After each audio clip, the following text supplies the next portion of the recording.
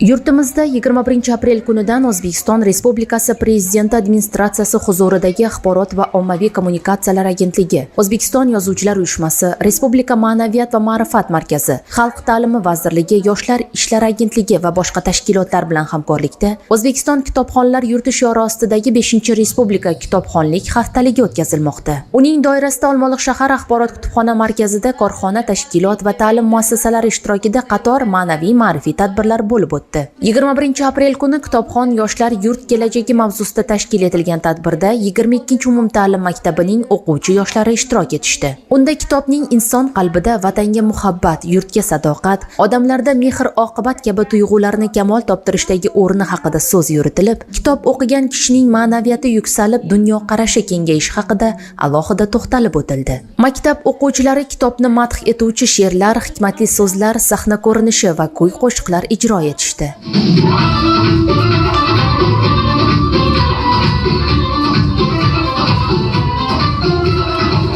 24 aprel kuni esa O'zbekiston kitobxonlar yurti haftaligi doirasida Respublika Ma'naviyat va ma'rifat markazi shahar bo'linmasi hamda 1-mintaqaviy hudud 49-son manzil koloniyasi bilan hamkorlikda intellektual ko'rik tanlov tashkil etildi. Tanlovda saralash bosqichidan muvaffaqiyatli o'tgan 15 nafar jazo muddatini o'tayotgan shaxslar ishtirok etishdi. Birinchi shartda qatnashchilar kitoblardan keltirilgan qisqa parchalar yordamida asar nomini topib, u haqida ma'lumotlar berishi kerak edi. G'arib shodimon bo'lmas emish, el anga shafiq va mehribon bo'lmas emish. Oltin qafas ichida gal qizilgul bitsa, bulbulga tikyondek oshyon bo'lmas emish. Keyingi shartda ishtirokchilar buyuk siymolar hayoti va ijodiga oid 10 ta test savollariga javob berishdi. 5-Respublika kitobxonlik haftaligi doirasida o'tkazilgan ko'rik tanlovning yakuniy natijalariga ko'ra 3-o'rin va 500 ming so'mlik pul mukofoti Davron Muzaffarovga, 2-o'rin va 700 ming so'm Murodjon Jo'rayevga nasib etdi. Eng yuqori 25 ball to'plagan Shohidbek Ibragimovga 1 million so'mlik pul mukofoti topshirildi. Barcha g'oliblarga tashkilotchilar tomonidan tashakkurnoma va badiiy kitoblar tuhfa etildi. Shu jumladan hammanglarga rahmat, tanijoninglar sog' bo'lsin.